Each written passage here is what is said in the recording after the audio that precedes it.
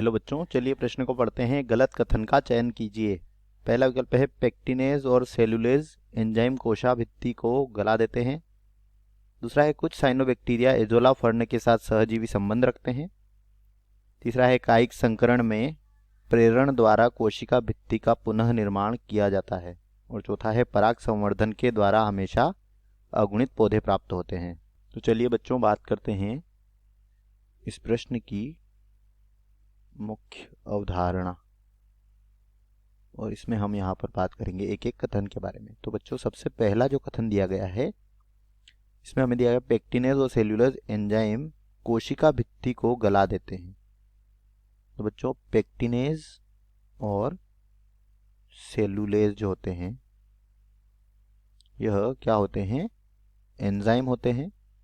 जो पेक्टिनेज होता है यह कोशिका भित्ति में पाई जाने वाले पेक्टिन का अपघटन करता है, और सेल्यूलेज जो है यह जो कोशिका भित्ति में पाया जाने वाला सेलुलोज होता है इसका अपघटन करता है। यह दोनों ही पॉलीसेकेराइड होते हैं और यह कोशिका भित्ति का मुख्य घटक होते हैं।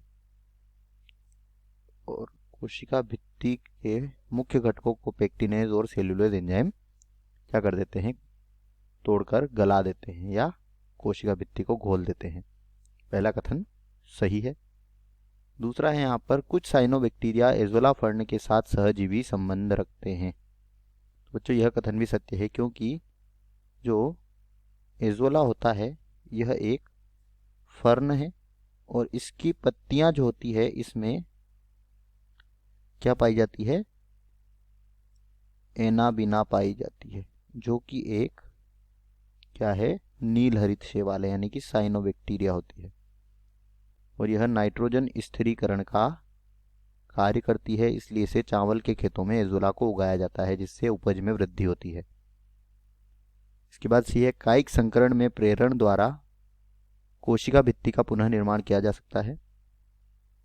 बच्चों कायिक संकरण जो होता है इसमें प्रेरण के द्वारा कोशिका भित्ति का निर्माण नहीं किया जा सकता है, यह कथन गलत है।